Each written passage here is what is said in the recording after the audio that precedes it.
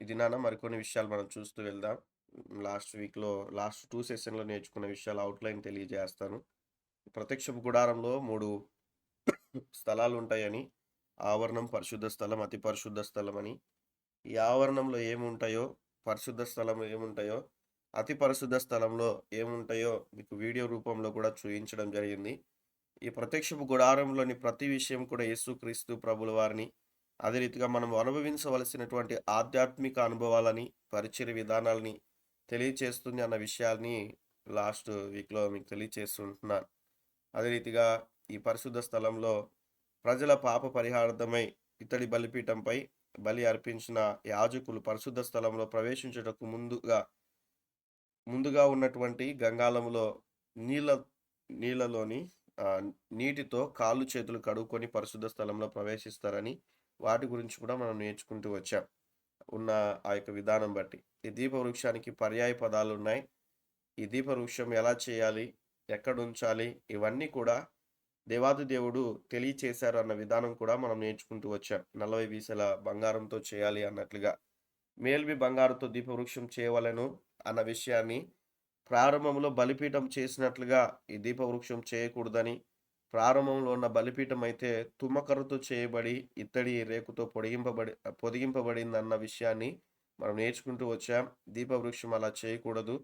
కేవలము మేలిమి బంగారుతోనే చేయాలి అన్న విషయాన్ని కూడా మనం చూస్తూ వచ్చాం. బంగారం దేనికి సాదృశ్యమో, మేలిమి బంగారం అనేటువంటిది దేనికి సాదృశ్యమో కూడా మనం దేవుని యొక్క లేఖన భాగంలో నుంచి మనం నేర్చుకుంటూ వచ్చాం. అందులో భాగంగా మనం సజీవమైనటువంటి రాళ్ళ వల్లే కట్టబడాలని అపోస్తులు వేసినటువంటి పునాది మీద, ప్రవక్తలు వేసినటువంటి పునాది మీద మనం కట్టబడాలి అన్న విషయాన్ని కూడా నేర్చుకుంటూ వచ్చాం.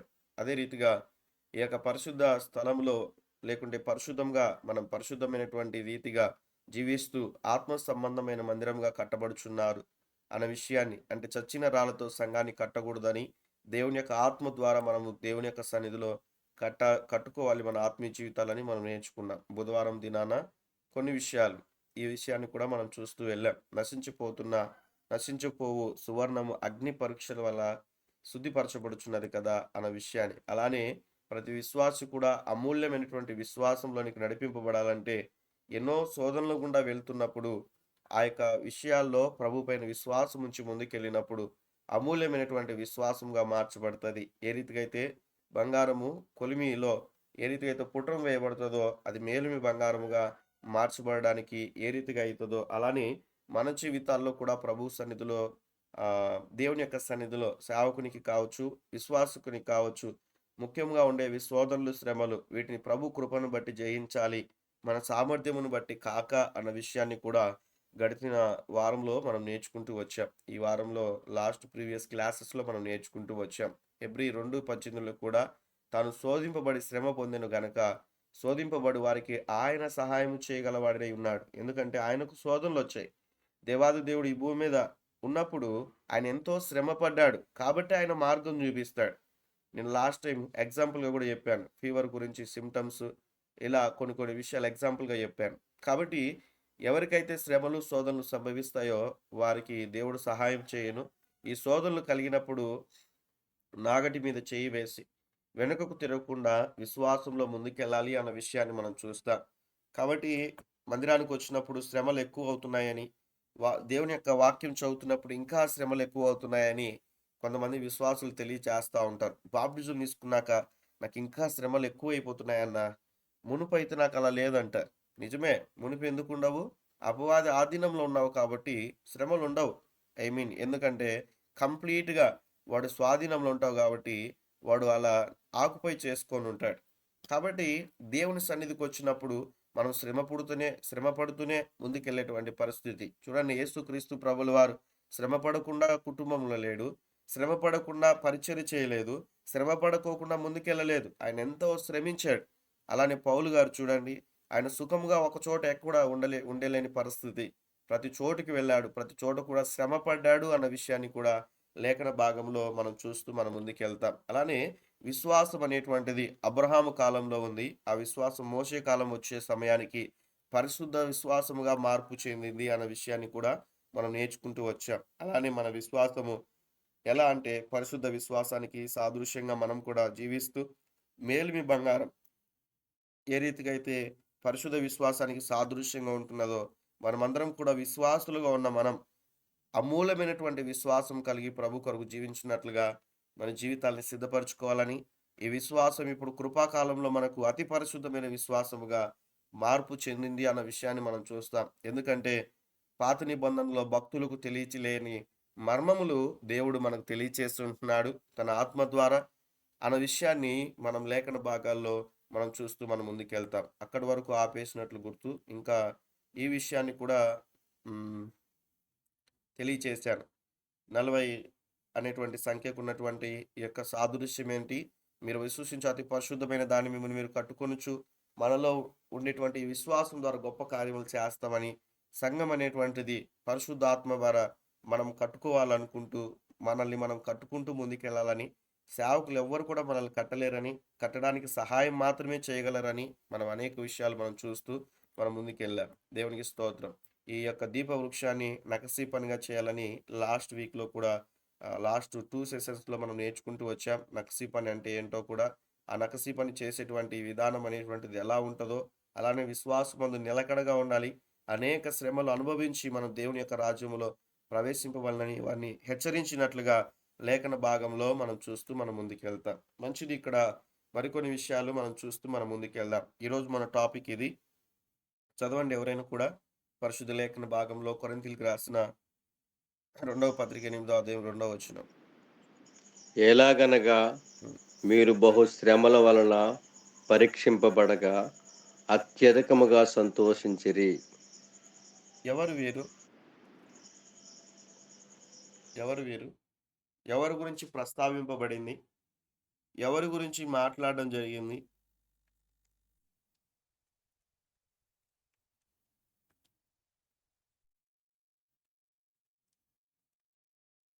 క్రీస్తుని నమ్మిన వారికి శ్రమలొస్తాయి.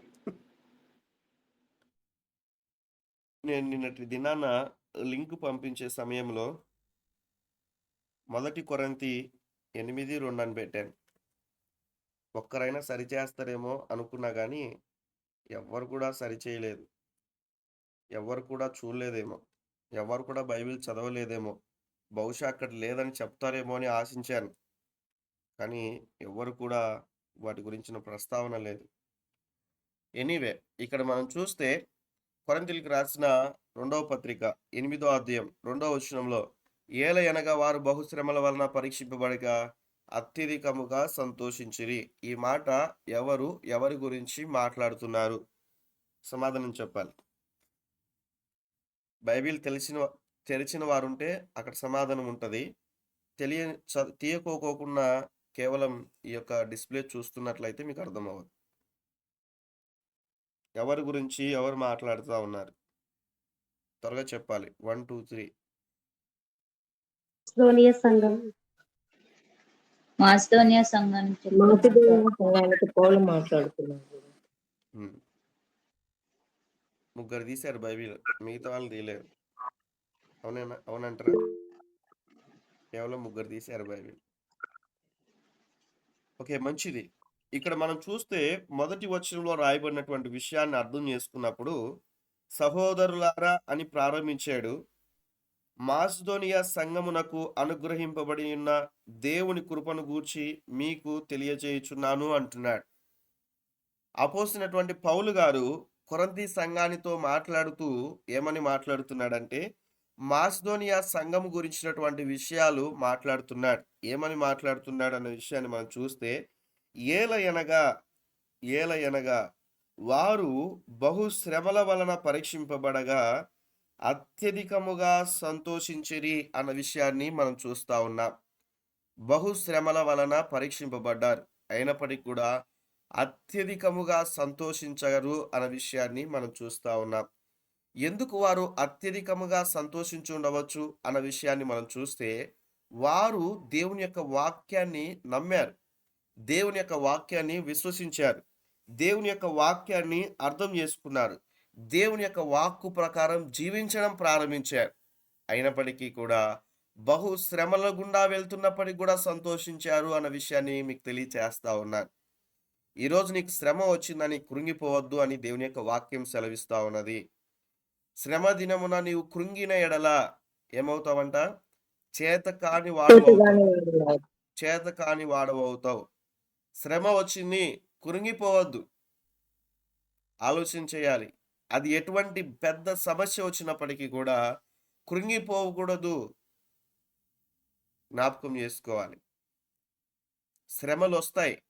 అయితే కృంగిపోకూడదు. ప్రతి దానికి కూడా వాక్యాన్ని కోడ్ చేసుకోవాలి మన జీవితానికి. శరీరం ఎప్పుడు కూడా మనల్ని బాధ పెడుతూ ఉంటది. శరీరం ఎప్పుడు కూడా మనల్ని కృంగజేస్తా ఉంటది. మనసు ఎప్పుడు కూడా దురాలోచనలు ఆలోచించడానికి ప్రయత్నం చేస్తా ఉంటది.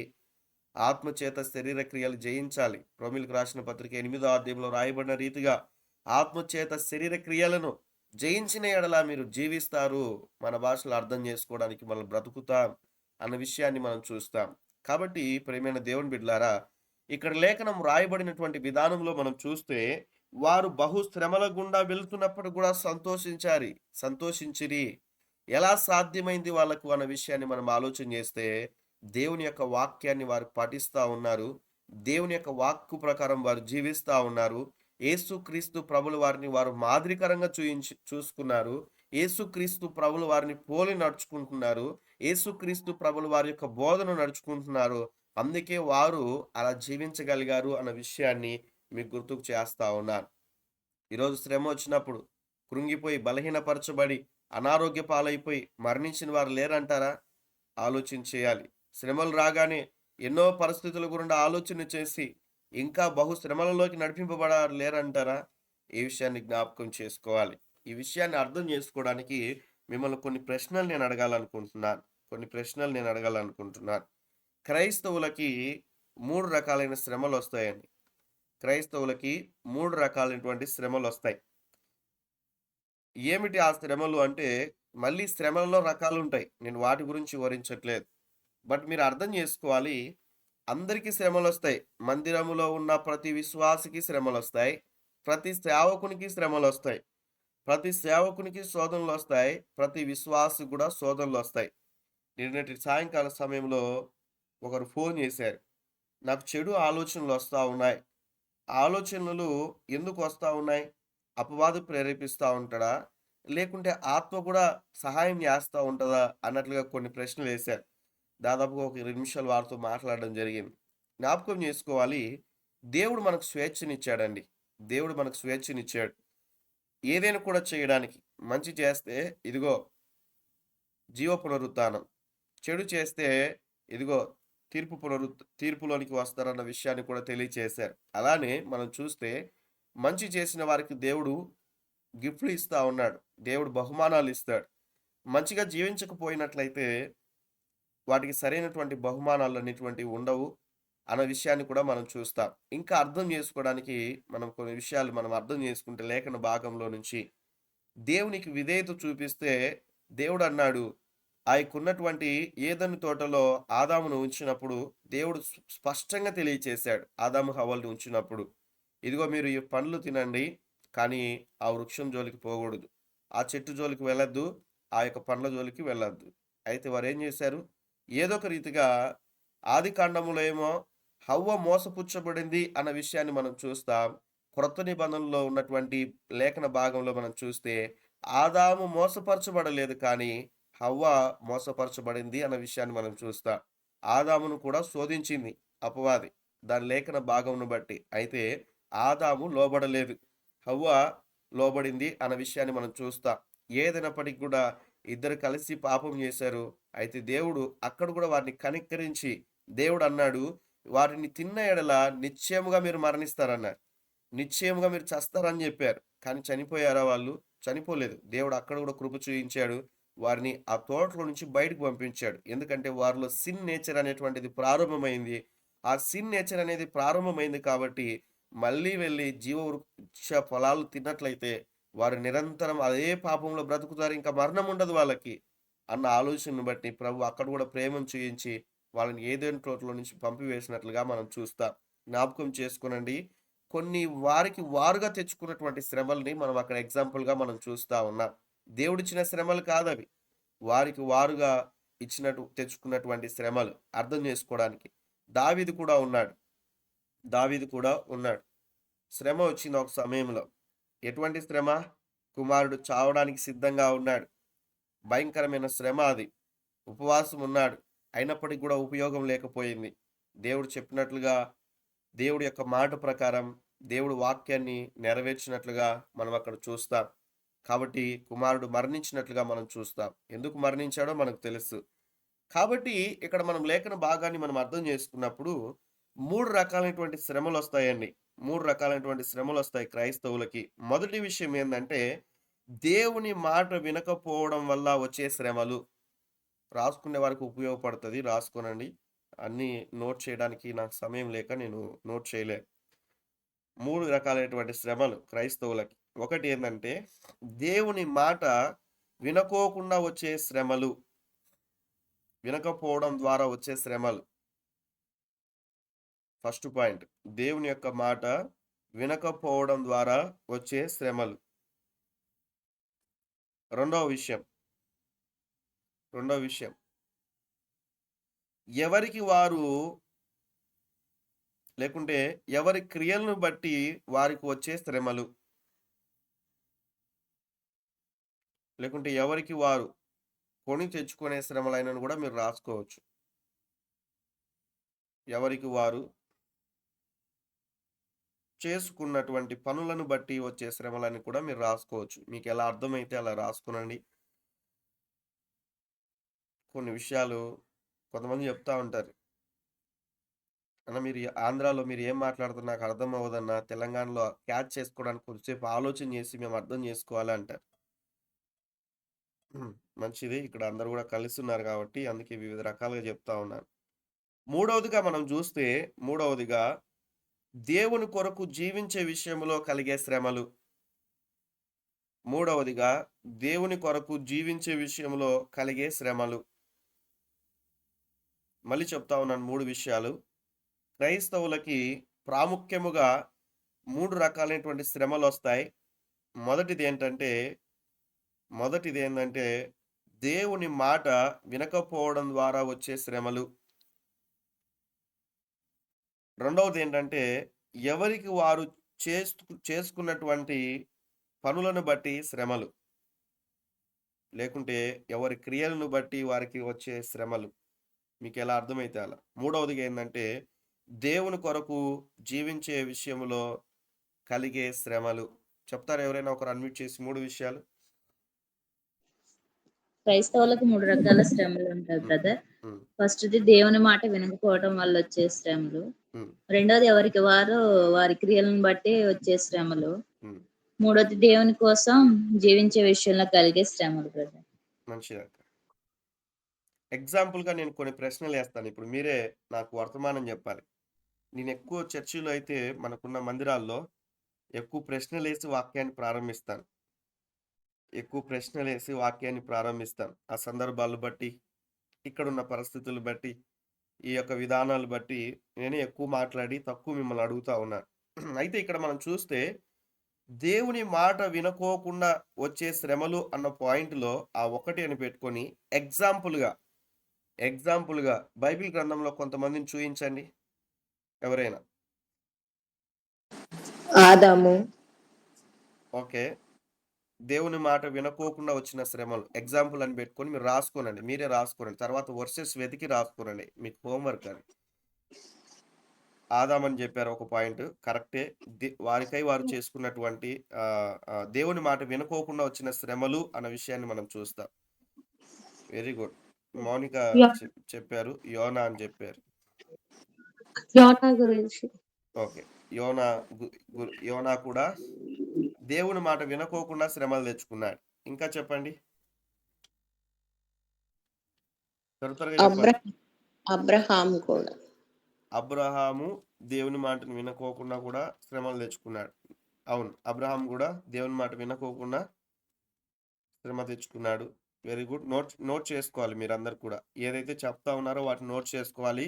తర్వాత వెదకి ఎక్కడ దేవుని మాట వినలేదు, ఎక్కడ దేవుని మాట వినుకోకుంటే వచ్చిన శ్రమ ఏంటి అనే విషయాన్ని కూడా నోట్ చేసుకోవాలి మీరు. తర్వాత మీరు వెతికి ఆ విషయాలు రాసుకోవాలి. అవకాశం ఉంటే నాకు నోట్స్ పెడితే ఇంకా నేను సంతోషిస్తాను. దావీదు అని చెప్పారు సమాధానం. మంచిది. దావీదు కూడా దేవుని మాటకు విధకోకోకుండా. Very good. Sam Samson Samson Samson కూడా చెప్పారు. Very good. ఇంకా చెప్పండి.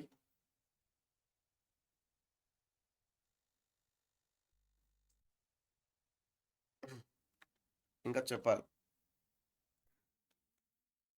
ఇంకా కొంచెం గ్యాప్ వదులుకొని మీరు ఆలోచన చేసుకొని ఇంకా మీరు కొన్ని సమాధానాలు మీరు రాసుకునండి. ఇప్పటి వరకు చెప్పిన వాటిలో నుంచి మనం యోనాని చూసాం, డేవిడ్ అని చూసాం, తర్వాత సామ్సన్ అని చెప్పారు, ఇంకా కొన్ని విషయాలు ఆదం అని చెప్పారు. ఇవన్నీ కూడా చెప్పారు. ఇవన్నీ కూడా దేవుని యొక్క మాట వినకపోవడం ద్వారా వచ్చిన శ్రమలే. మంచిది. ఇప్పుడు చెప్పండి, ఎవరికి వారు చేసుకున్న పనులు బట్టి వచ్చిన శ్రమలు ఎగ్జాంపుల్గా చెప్పండి. దావీదు, ఇక్కడ కూడా ఎవరు వస్తారు? దావీదు వస్తాడు. దేవుని మాటను వినకపోవడం ద్వారా వచ్చే శ్రమల్లో మనమే చేసుకునేటువంటి శ్రమలు వస్తాయి. ఇందులో ఇంక్లూడ్ అవుతుంది. ఇది చాలా జాగ్రత్తగా ఆలకించాలి. దావీదు దేవుని మాట వినకోకుండా జీవించాడు, శ్రమ వచ్చింది. అంటే తనంతట తాను చేసుకున్నాడు అన్న విషయాన్ని మనం చూస్తాం. ఏం చేశాడు దావీదు? మనకందరూ కూడా తెలుసు. తను కాని వారిని ఆశించాడు, పాపం చేశాడు, కుమారుడికి కన్నాడు, తర్వాత కుమారుడు మరణించినట్లుగా మనం చూస్తాం కదా. ఇంకా చెప్పండి. ఎగ్జాంపుల్ ఆకాను, గెహాజీ కూడా ఉంటాడు. గెహాజీ తనకు తానుగా శ్రమలు తెచ్చుకున్నాడు. తనకు కాని దాన్ని ఆశించాడు. సేవకుడు వద్దనుకున్న దాన్ని ఆశించాడు. తనకు తానుగా కుష్టు రోగాన్ని సంపాదించుకున్నాడు. దేవుని మాటకు లోబడకోకుండా. అంటే రెండు వస్తాయి. ఫస్ట్ పాయింట్కి సెకండ్ పాయింట్కి రిలేటెడ్గా ఉంటుంది. దేవుని మాట విధేయత చూపించుకోకుండా శ్రమలు తెచ్చుకున్నాడు అతను. కాబట్టి తనంతకు తాను శ్రమలు తెచ్చుకున్నాడు అన్న విషయాన్ని కూడా మనం చూస్తాం. ఈ విషయంలో యోనా కూడా వస్తాడు. తనంతట తాను శ్రమలు తెచ్చుకున్నాడు. దేవుని మాటకు విధేయత చూపించుకోకుండా ఒక ప్రాంతానికి వెళ్ళమంటే తన మనసులో ఒకటి నిర్ణయించుకొని తనే క్రియలు చేసుకున్నాడు. దేవుడు చెప్పినట్లుగా నడవకోకుండా డబ్బులు ఇచ్చి మరి ఓడలో ప్రయాణం చేశాడు. ఎందుకు? ఎక్కడికి? తర్సీస్కి. దేవుడు వెళ్ళబడింది నినవేకి, వెళ్తున్నది తర్సీస్కి. తర్సీస్లో ఏముంటున్నది? అధికారం ఉంది. తర్సీస్లో ఏముంది? ఉద్యోగం ఉంది. తర్సీస్లో ఏముంది? వ్యాపారం ఉంది. తర్సీస్లో ఏముంది? డబ్బు ఉంది. తర్సీస్లో ఏముంది? వ్యాపారవేత్తలు కలిగినటువంటి ప్రాంతం అది. సంపదతో కూడినటువంటి ప్రాంతం అది. మంచిది. ఇలా ఎగ్జాంపుల్గా మనం చూస్తే, అయితే ఈ రెండు విషయాలను ఎగ్జాంపుల్గా మనం చూస్తే వారికి కలిగిన నష్టము అంతంత మాత్రాన కాదు, వారికి మాత్రమే సంభవించలేదు, వారి వంశాలకు కూడా వచ్చిందన్న విషయాన్ని మనం చూస్తాం. వారి వంశాలకు కూడా వచ్చింది. దేవుని మాట విధేయత చూపనటువంటి ఆదామును జ్ఞాపకం చూసుకుంటే అక్కడ నుంచి పాపం అనేటువంటిది వంశపార్యపర్యముగా వస్తూ ఉంటున్నది అన్న విషయాన్ని మనం చూస్తాం. అందుకే పాపములోనే పుడుతూ ఉన్నారు మనుషులు అన్న విషయాన్ని మనం చూస్తాం. పుట్టుకతోనే పాపి అన్న విషయాన్ని కూడా మనం చూస్తాం. జన్మ పాపము, కర్మ పాపం అనేటువంటిది ఏలుబడి చేస్తూ ఉంది అన్న విషయాన్ని కూడా మనం అర్థం చేసుకుంటాం. జ్ఞాపకం చేసుకున్నట్లయితే ఇక్కడ ఉన్నటువంటి ఈ యొక్క మాటను మనం అర్థం చేసుకున్నట్లయితే గెహాజీకి కుష్టు కేవలం తన ఒక్కనికే వచ్చిందా? సేవకుడు ఏం చెప్పాడు? తన కుటుంబానికి కూడా మొత్తం. ఆలోచన చేయాలి. కేవలం తనతోనే అంతమైపోలేదు, తన చుట్టూ ఉన్నటువంటి వారికి కూడా ఎఫెక్ట్ అయిపోయింది. మనకై మనం చేసుకున్న శ్రమలు కావచ్చు, దేవుని మాట వినకపోవడం ద్వారా వచ్చే శ్రమలు కావచ్చు, ఇవి రెండు కూడా అవన్నీ కూడా బహు ఘోరమైన పరిస్థితుల్లో ఉంటాయి. మనకు మాత్రమే కాదు, మన చుట్టూ ఉన్నటువంటి వారికి కూడా చాలా ఎఫెక్టివ్గా ఉంటాయన్న విషయాన్ని, మన కుటుంబాలకి చాలా ఎఫెక్టివ్గా ఉంటాయన్న విషయాన్ని, తండ్రిగా త్రాగుబోతు అయినట్లయితే ఎవ్వరు చూడలేదులే అనుకుండవచ్చు, బట్ ఆ కుమారునికి కూడా ఆ లక్షణాలు ఆటోమేటిక్గా వచ్చేస్తాయి. తండ్రి తాగుబోతు అయితే కుమారుడు కూడా తాగుబోతు అయిపోతాడు. తల్లి భయంకరమైనటువంటి పరిస్థితుల్లో జీవిస్తున్నట్లయితే పిల్లలు కూడా అదే నేర్చుకుంటారు. తల్లిదండ్రులుగా ఉన్నవారు సినిమాలు చూస్తే పిల్లలు కూడా అదే నేర్చుకుంటారు. ఏదైతే తల్లిదండ్రులు చేస్తూ ఉంటారో పిల్లలు కూడా అదే నేర్చుకుంటారు. బహుశా వాళ్ళు చూడలేదనుకోవచ్చు. నేను ఆల్రెడీ మీకు పిల్లల గురించినటువంటి విషయాలు చెప్తున్నప్పుడు నేను చెప్పాను, తల్లిదండ్రుల బాధ్యత అని. దాదాపుగా 5 సెషన్స్ తీసుకున్నాను లాస్ట్ మంత్లో, అది ముందు మంత్లో. పాలు తాగే వయసు నుంచి పిల్లలు గమనిస్తూ ఉంటారంట. పాలు తాగే వయసు నుంచి పిల్లలకి అన్నీ తెలుసు, గమనిస్తూ ఉంటారు. దే విల్ అబ్జర్వ్ ఎవ్రీథింగ్ అన్న విషయాన్ని మనం అర్థం చేసుకోవాలి. యోనా జీవితంలోని కూడా మనం చూస్తే తనకు తానుగా శ్రమలు తెచ్చుకున్నాడు. తనతో పాటు ఉన్నటువంటి చుట్టూ ఉన్నటువంటి వారికి కూడా ఎఫెక్ట్ అయింది కదా. కాబట్టి జ్ఞాపకం చేసుకోవాలి. ఆ ఉన్న విధానమును బట్టి మనం చూస్తే లేఖన భాగమును యోనా గ్రంథంలో మనం చూస్తాం. వారికి ఉన్నటువంటి వస్తువులన్నీ కూడా విలువైన వస్తువులని ఉంటుంది. ఎన్నో వచనంలో ఉందండి విలువైన వస్తువులని? చూడండి ఒకసారి. యోనా గ్రంథం 1వ అధ్యాయంలో రాయబడిన విషయాలు. యోనా గ్రంథము 1వ అధ్యాయంలో రాయబడిన విషయాలు, విలువైన వస్తువులు. ఎవరైనా చెప్తారా ఫాస్ట్గా? ఎన్నో వచనం? నేనే చెప్పొచ్చు, బట్ మీరు బైబిల్ తెరిచారు లేదన్న విషయం నేను ఆలోచన చేయాలి, అందుకే అడుగుతున్నా.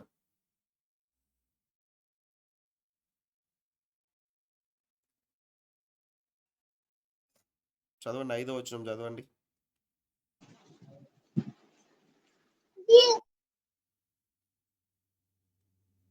కాబట్టి నావికులు భయపడి ప్రతివాడును తన తన దేవతను ప్రార్థించి ఓడ చులకను చేయుటకై అందులోని సరుకులను సముద్రంలో పారవేసిరి.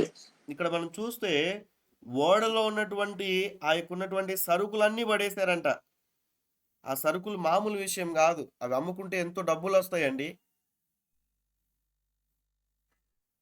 చాలా విలువైనటువంటి ఆ వస్తువులు వ్యాపారం చేయడానికి తీసుకొని వెళ్తా ఉన్నారు వాళ్ళు. అటువంటి పరిస్థితి ఒక యోనా ద్వారా పక్కనున్న వాళ్ళకు కూడా ఎఫెక్ట్ అయింది. అందుకే క్రైస్తవులుగా ఉన్న మనము బహు జాగ్రత్తగా ఆత్మీయ జీవితాలు ముందుకు కొనసాగింపబడాలి. బహు జాగ్రత్తగా ఆత్మీయ జీవితాలు కొనసాగింపబడాలి. మన ద్వారా మన చుట్టూ ఉన్నటువంటి వారికి ఎప్పుడూ కూడా ఎఫెక్టివ్గా ఉండకూడదు. మన మాట తీరు కావచ్చు, మన ప్రవర్తన కావచ్చు, మన ఆలోచించే విధానం కావచ్చు, మనం చేసే పనులు కావచ్చు, మన చుట్టూ ఉన్నటువంటి వారికి ఎవరికి కూడా ఎఫెక్టివ్గా మారకూడదు, నష్టముగా మారకూడదు. ఆ విషయాల్లో బహు జాగ్రత్త కలిగి మనం ముందుకెళ్ళాలి. అలాంటి విషయాల్లో మనం నష్టపోయినా పర్లేదు, కానీ ఇతరులను నష్టాన్ని కలుగ చేయకూడదు. ఈ విషయంలో మన సాక్ష్యం ఏమై ఉంటున్నది, మన ప్రవర్తన ఏమై ఉంటున్నది, మన జీవితం ఏమై ఉంటున్నది అనే విషయాన్ని పరిశీలించుకోవాలి ప్రభు సన్నిధిలో. మూడవదిగా మనం చూస్తే దేవుని కొరకు జీవించే విషయంలో కలిగే శ్రమలు. ఎగ్జాంపుల్ చెప్పండి, దేవుని కొరకు జీవించే విషయంలో వచ్చిన శ్రమలు.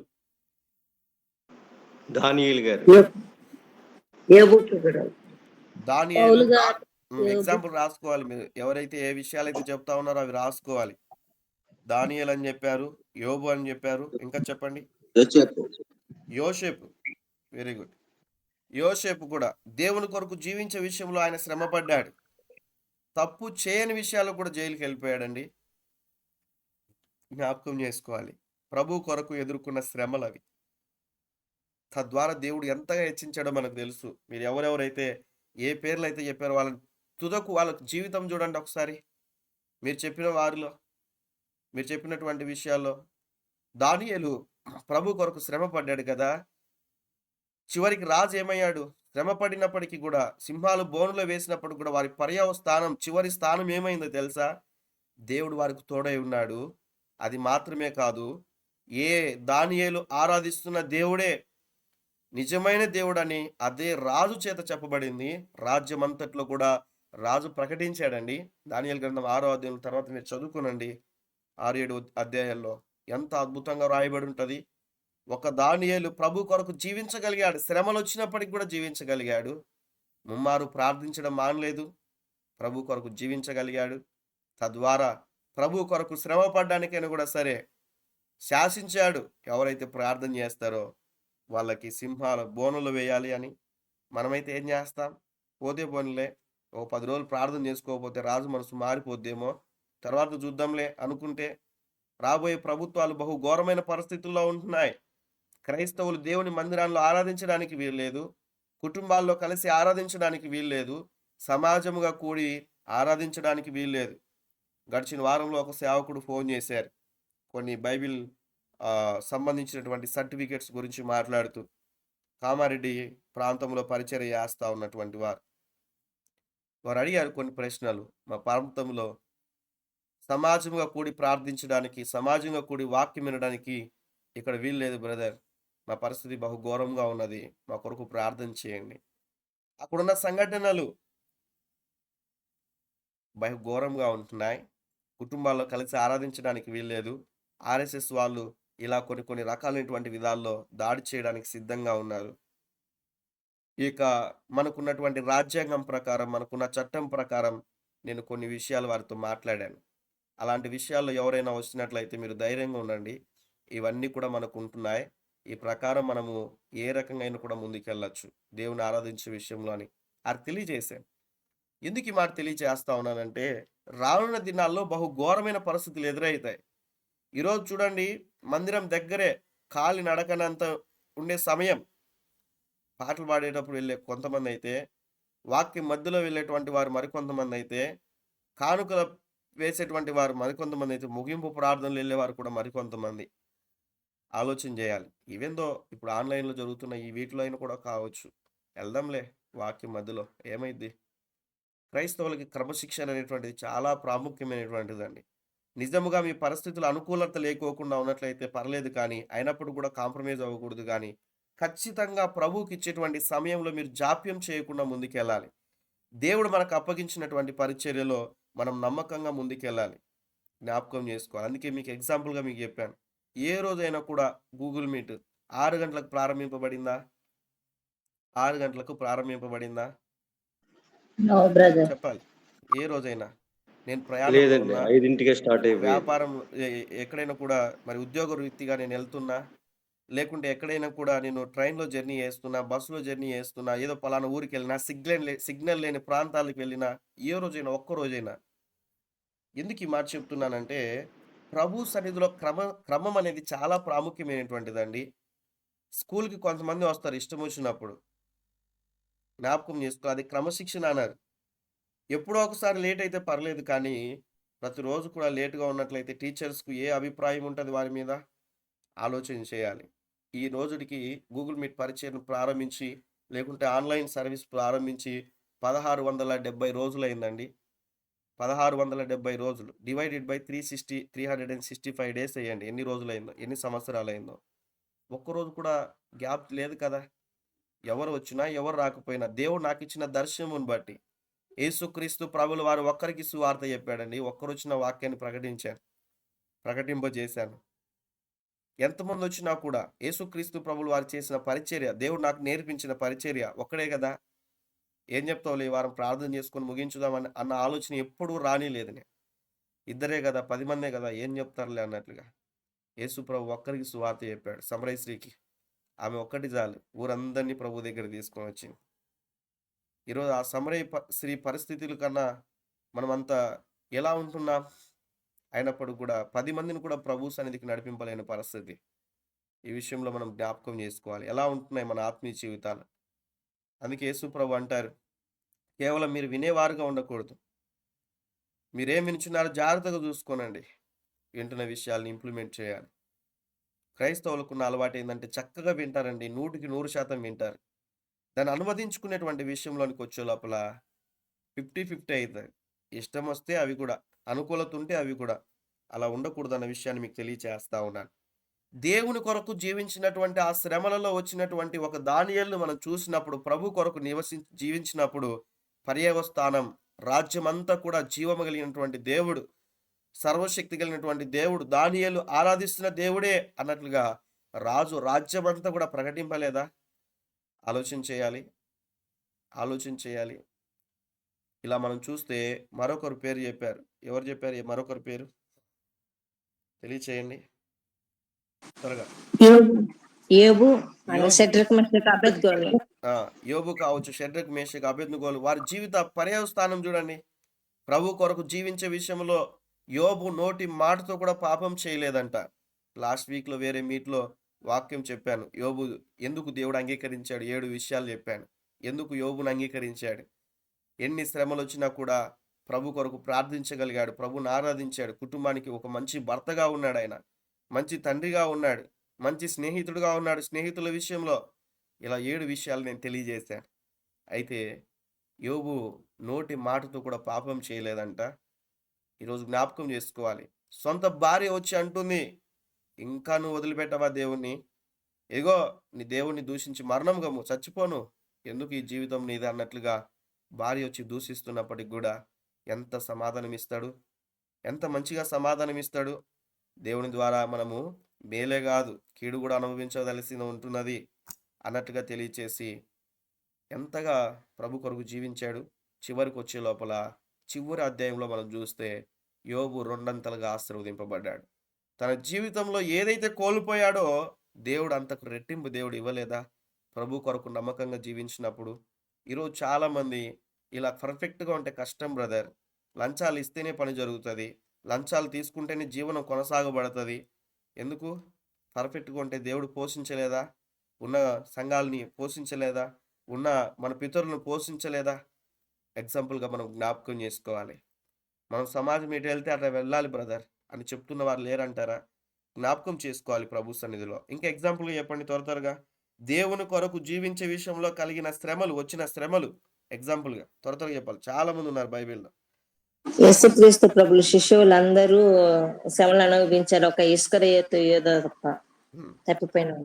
శిష్యులు కూడా శ్రమలు అనుభవించారు, ప్రభు కొరకు శ్రమలు అనుభవించారు. వారి కొరకు పరలోక రాజ్యంలో ప్రత్యేక స్థానం ఉంది కదా. ఆలోచన చేయాలి. ప్రభు కొరకు శ్రమ పడ్డారు వాళ్ళు. ఇంకా చెప్పండి ఎగ్జాంపుల్గా. ప్రతి వాటి గురించి వివరించడానికి సమయం లేదు కానీ బట్ అర్థం చేసుకోండి. Stephen very good.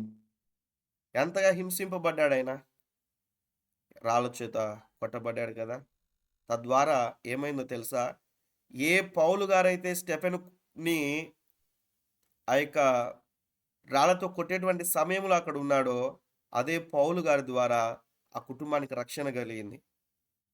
ఒకప్పుడు పౌలు సౌలుగా ఉన్నప్పుడు సంఘాన్ని ఎంత హింసించేవాడో, అలా శ్రమ పెట్టిన వారిని సహితం, ఆ శ్రమ పడినటువంటి కుటుంబాలు, ఏ వ్యక్తి అయితే శ్రమ పెట్టాడో అదే వ్యక్తి ద్వారా కుటుంబానికి రక్షణ కలుగజేశాడు. దేవుడి స్తోత్రం. జ్ఞాపకం చేసుకోవాలి. బహుశా నిన్ను అనేక మంది శ్రమ పెడతా ఉండవచ్చు. నీ ఇరుగు పొరుగు వారు కావచ్చు, ఆత్మీయులే కావచ్చు. నా జీవితంలో లెక్కలేనంత మంది నన్ను శ్రమ పెట్టారు.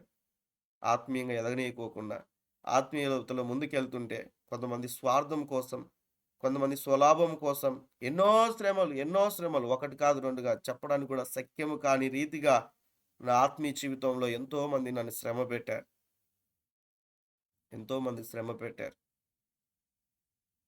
కానీ ఆ శ్రమలను బట్టి కృంగిపోయి దేవుని వైపు చూడకోకుండా వెనక్కి వెళ్ళిపోలేదు. వాళ్ళు ఏదో అన్నారని. చూడండి, కొంతమంది ఎందుకమ్మా మందిరానికి రాలేదంటే, పలానక్క ఇట్లా అన్నదన్నా నన్ను, అందుకే నేను మందిరానికి రాలేదు. ఎందుకమ్మా మీరు దేవుని మందిరానికి రాలేదంటే, ఆ చర్చికి వచ్చే అక్క ఉందా మా ఇంటి దగ్గర, ఆమె గొడవ పడిందన్న, అందుకే ఆమె కూడా అదే చర్చికి వస్తుంది కదా, అందుకే మేము రాలేదు.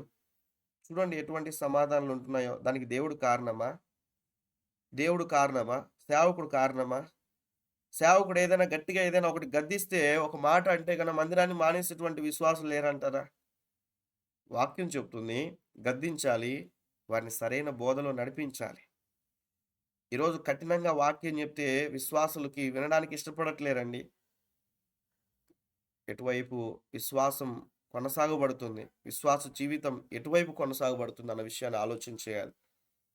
కాబట్టి మనం ఆలోచన చేసినప్పుడు ఇంకా చెప్పండి ఎగ్జాంపుల్గా, త్వరగా చెప్పాలి. పౌలు గారు కదా. పౌలు గారు కూడా ఎంతో శ్రమ పడ్డాడు. ఆ శ్రమకు తగిలిన ఫలాన్ని కూడా దేవుడు కృప చూయించాడు. ఎన్నో సంఘాలు కట్టడానికి, ఎంతో మంది శిష్యులను తయారు చేయడానికి, ఎంతో మంది ప్రభు కొరకు జీవించడానికి, సంఘ నాయకులుగా చేయడానికి, విశ్వాసుల్ని నడిపించడానికి ఎన్ని శ్రమల గుండా వెళ్తున్నప్పటికీ కూడా బెస్ట్ ఎగ్జాంపుల్గా మనం చూస్తే వారు ఎంతో శ్రమలు పొందారు. శరీరాలంతా గాయపరచబడ్డాయి. అయినప్పటికీ కూడా చేయని తప్పు కూడా వారు శ్రమపడి జైల్లో ఉండి ఆ రాత్రికాల సమయంలో కూడా ప్రభువును స్తుతిస్తూ ఉన్నారు. ఆ కుటుంబం, ఆ యొక్క జైల్లో ఉన్నటువంటి అధికారి కుటుంబం కూడా రక్షణ పొందింది కదా. శ్రమల గుండా వెళ్తున్నప్పుడు కూడా కొంతమందిని దేవుడు రక్షిస్తున్నాడు కదా. ప్రభు కొరకు పడిన ఆ శ్రమలు. Very good. ఇంకా చెప్తారు ఎవరైనా? ఇంకా మీరు ఎగ్జాంపుల్గా మీరు రాసుకునండి, సమయం ఉన్నప్పుడు వాటి గురించి మీరు ధ్యానం చేయండి. దేవుని మాటకు వినకపోవడం ద్వారా వచ్చిన వారు ఎంతమంది? ఆ యొక్క ద్వారా వచ్చిన ఫలం ఏమిటి? ఆ యొక్క శ్రమ ద్వారా వచ్చినటువంటి ఆ యొక్క పర్యవస్థానం ఏమైంది? అది వారికి మాత్రమే ఉందా? వారి వంశాలకు గూడా వచ్చిందా? ఎవరికి వారు చేసుకున్నటువంటి శ్రమలు అది వారికి మాత్రమే ఎదురైందా? వారి కుటుంబాలకి, వారికి భవిష్యత్తులో వారికి ఏ రీతిగా వారి మీదకి ప్రభావం చూపించింది? వారి యొక్క వంశాలకు అది ఏ రీతిగా ప్రభావం చూపించిందన్న విషయాన్ని ఆలోచన చేయాలి. అబ్రహాం అబద్ధమాడాడు ఒకసారి. ఇస్సాకు కూడా అదే విషయం చేశాడు. యాకోబు కూడా అదే చేశాడు. జ్ఞాపకం చేసుకోవాలి. తండ్రి అబద్ధమాడాడు, కుమారుడు కూడా అబద్ధమాడాడు. జ్ఞాపకం చేసుకోవాలి, అర్థం చేసుకోవడానికి. అబ్రహాము సహోదరి అని చెప్పాడు భార్యని.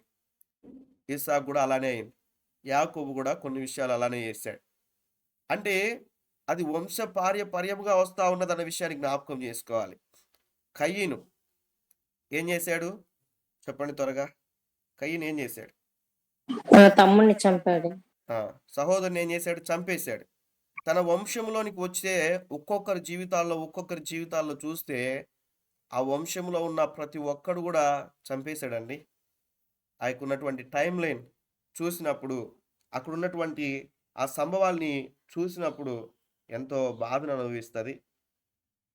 ఎటువంటి పరిస్థితి అనుకోవచ్చు కొన్ని సందర్భాల్లో, నేను ఎలా ఉన్నా పర్లేదులే, నా పిల్లలు బాగుండాలని కోరుకునేటువంటి వారు మంచిదే. బట్ మనం ఎలా ఉంటున్నామో ఆ ఉన్న మనల్ని బట్టి మన పిల్లల యొక్క పైన ప్రభావం చూపుతుంది అన్న విషయాన్ని మనం చూస్తాం.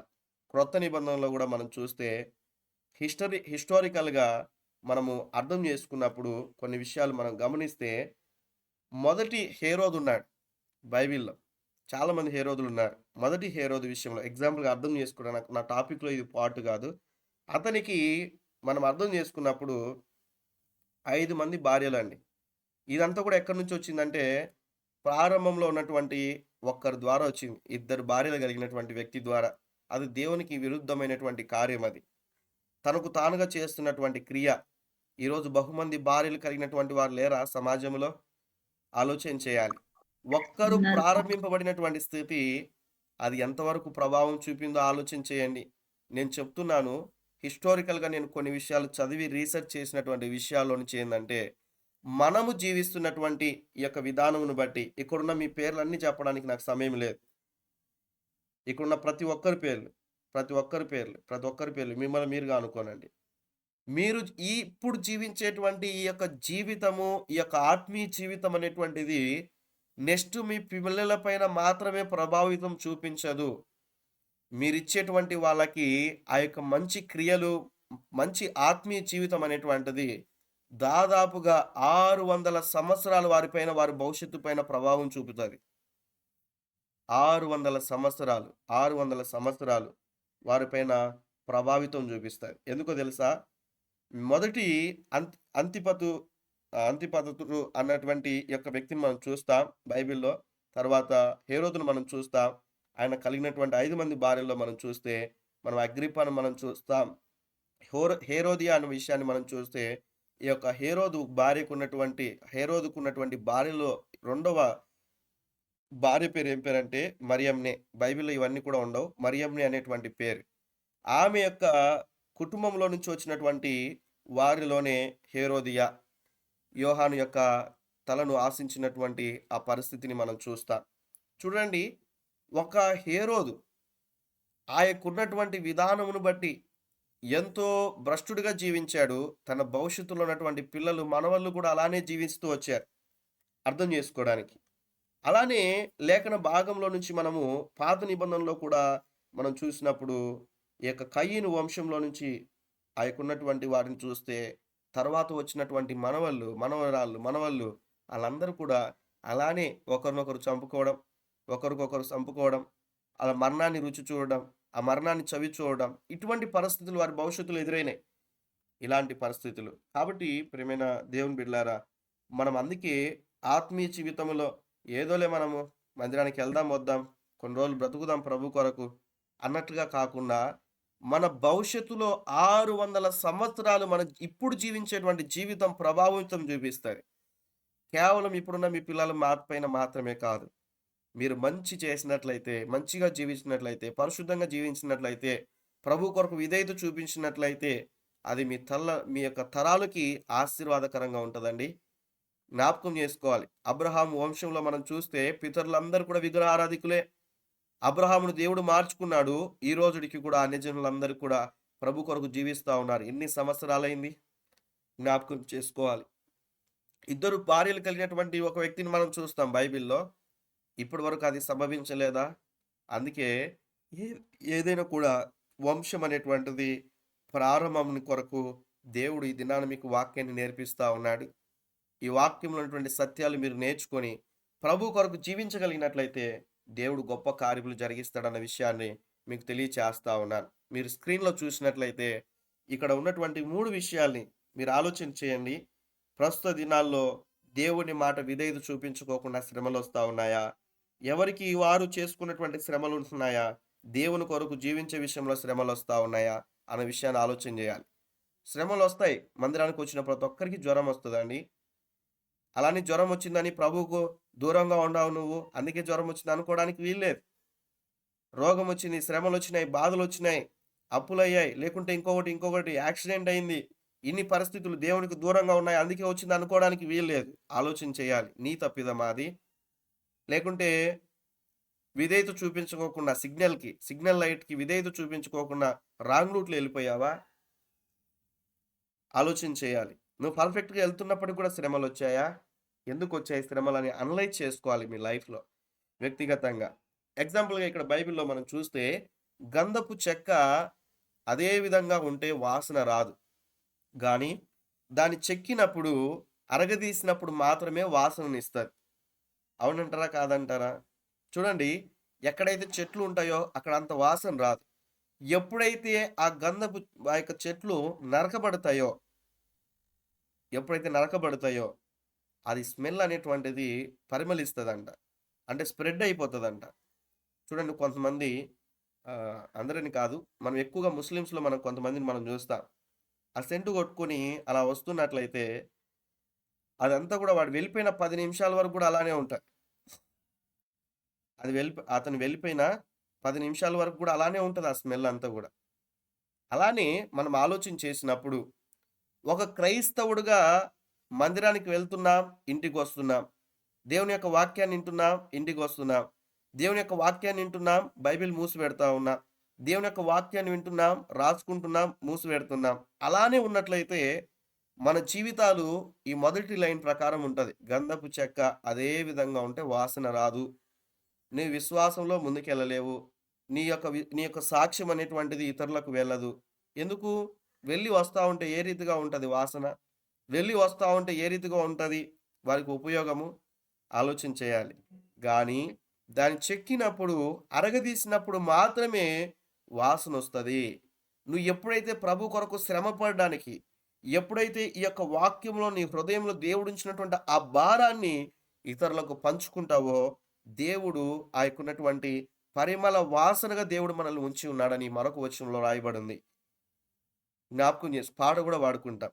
పరిమళ వాసనగా నేనుండుటకై దేవుడు చేసిన క్రియ. మనము పరిమళ వాసనగా ఉండడానికి దేవుడు చేశాడండి క్రియ.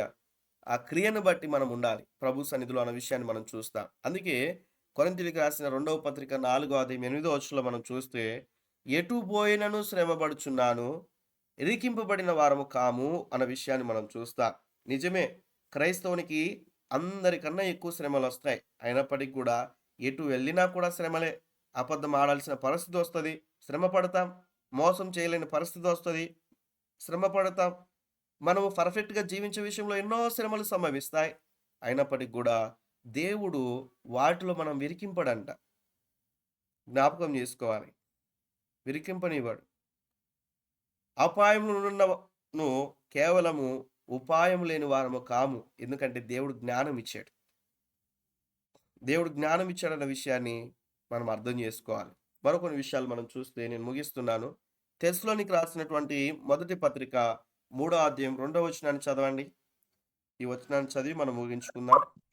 ఈ శ్రమల వలన హ్మ్. ఎవడునో కదిలింపబడకుండునట్లు హ్మ్. మిమ్మును స్థిరపరచుటకును, మీ విశ్వాస విషయమై మిమ్మును హెచ్చరించుటకు దేవునికి స్తోత్రం. ఇక్కడ మనం చూస్తే ఈ శ్రమల వలన ఎవడను కదిలింపబడకుండునట్లు మిమ్మును స్థిరపరచుటకును మీ విశ్వాస విషయంలో మిమ్మల్ని హెచ్చరించుటకును అన్న విషయాన్ని ఇక్కడ తెలియచేస్తా ఉన్నారు. ఈ శ్రమల వలన అన్న విషయాన్ని మీ జీవితంలో ఎదురయ్యేటువంటి శ్రమల వలన మీరు కదిలింపబడుతూ ఉన్నారా? కదిలింపబడకుండానట్లు ఉంటున్నారా? దేవుని యొక్క వాక్యం సెలవిస్తూ ఉన్నది. మనం చూస్తే మనం స్థిరముగా ఉండాలి, కదలక స్థిరులనై ఉండుడి అని దేవుని యొక్క వాక్యంలో మనం చూస్తూ ఉంటున్నాం. కదలింపబడకుండానట్లు స్థిరముగా మీరు ఉండాలి. దానియేలు స్థిరముగా ఉన్నాడు, యోబు స్థిరముగా ఉన్నాడు, ఇక్కడున్నటువంటి పౌలు గారు స్థిరముగా ఉన్నాడు. ఈకున్నటువంటి అనేక మంది భక్తులు మనకు మాదిరి చూపించే విషయంలో స్థిరముగా ఉన్నారు. వారు ఏ గాలి వీస్తే ఆ గాలి ప్రకారం ముందుకెళ్ళలేదు. ఆకున్న సందర్భాలు బట్టి దేవునికి అవిధేయులై జీవించలేదు. ఎన్ని శ్రమలు వచ్చినా కూడా ఒకేలాగా వారు జీవించగలిగారు. కాబట్టి కదిలింపబడుకున్నట్లు మిమ్మల్ని మీరు స్థిరపరచుటకు మీ విశ్వాస విషయమై మిమ్మను హెచ్చరించుటకు అన్న విషయాన్ని మనం చూస్తూ ఉన్నాం లేఖన భాగంలో.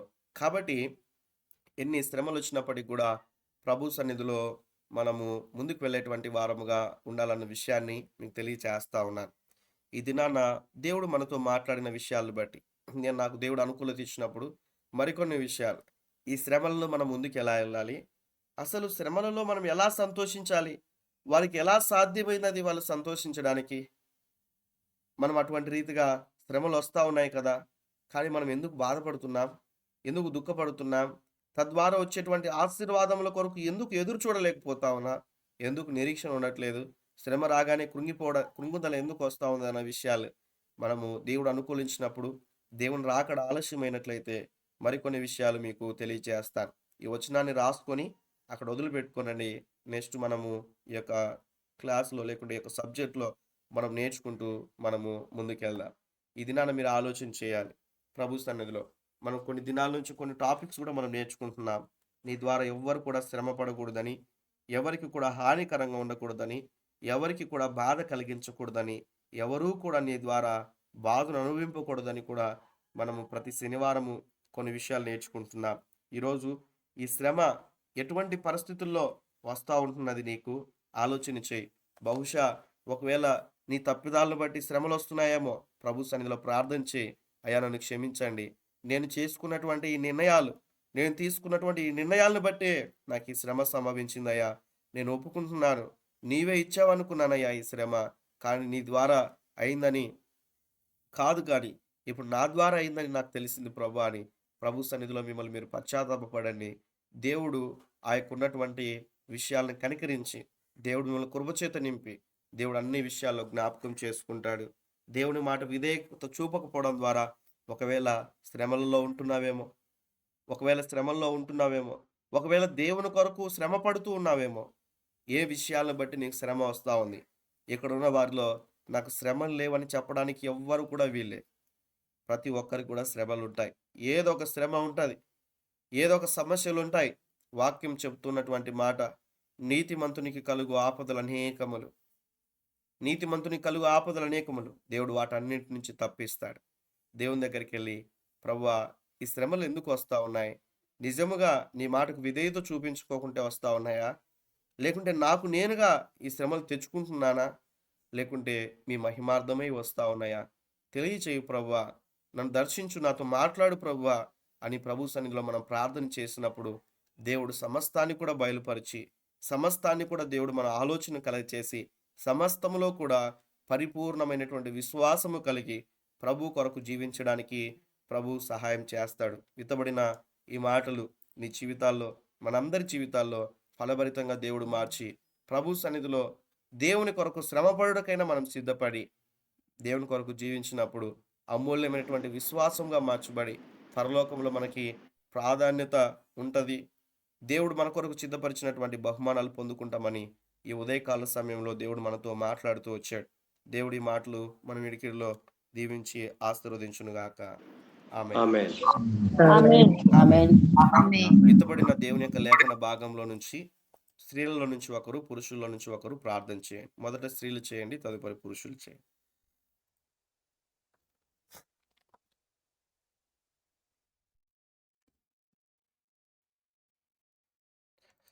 ఒక్క సెకండ్ కూడా స్తోత్రం ప్రభా. వృధా చేయడం ఇష్టం ఉండదు. ఎప్పుడు కూడా అలా నిర్లక్ష్యంగా ఉండొద్దు. ఎవరో ఒకరు చేస్తారు స్తోత్రం. అన్నట్టుగా దేవుడు మీకు ప్రేరేపిస్తే గన మీరు స్టార్ట్ చేయండి.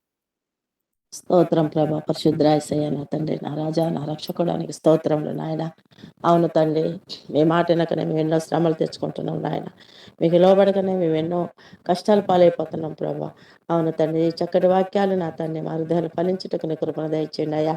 అయ్యా చక్కటి వాక్యాలు, చక్కటి వచనాలు ప్రభా. అయ్యా ఇవన్నీ చదువుకొని నాయన మేము తెలుసుకునే విధానం బట్టి నడుచుకునే కృపను మాకు అనుగ్రహించండి నాయన.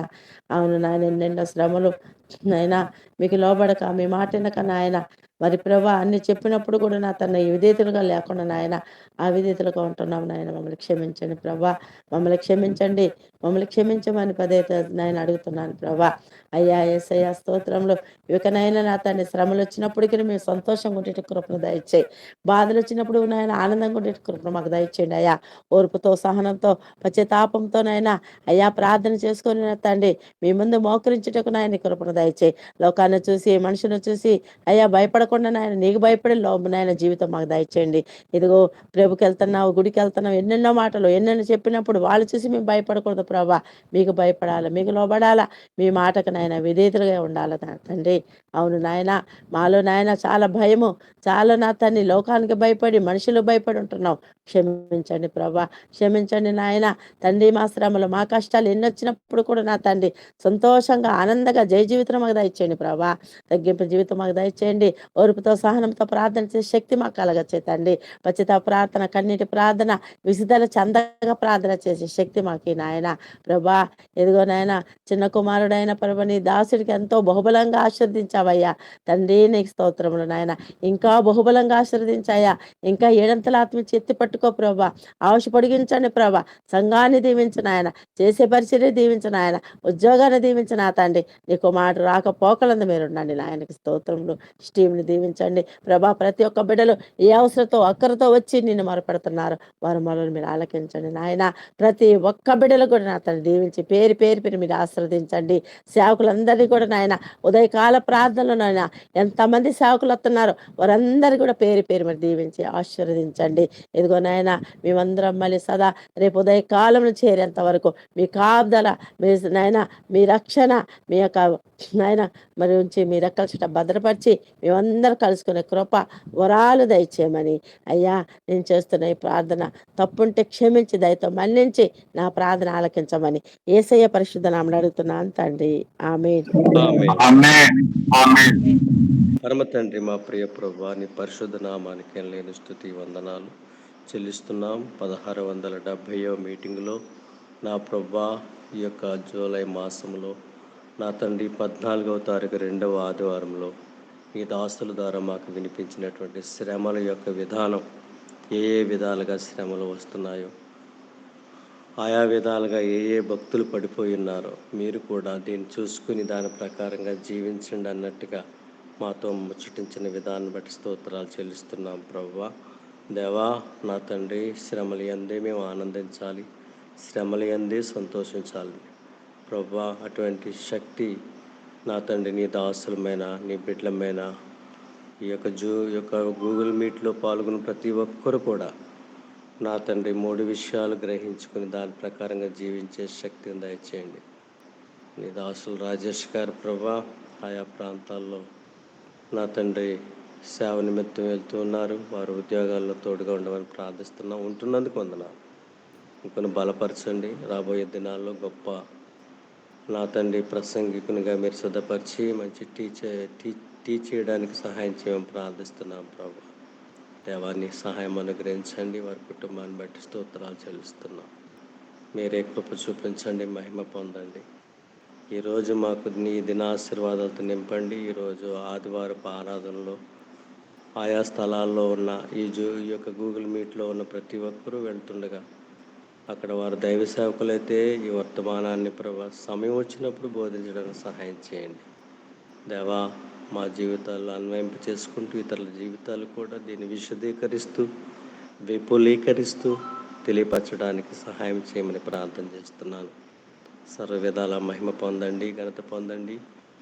నీ దాసుని నేను చేసిన ప్రార్థన అంగీకరించి ఈ దిన ఆశీర్వాదాలతో మమ్మల్ని నింపుతారని యేసుక్రీస్తు పుణ్యపాదాల బట్టి మిక్కిలి వినయముతో బ్రతిమలాడి వేడుకుంటున్నాం పరమ తండ్రి. ఆమేన్. ఆమేన్. ఆమేన్. ఆమేన్.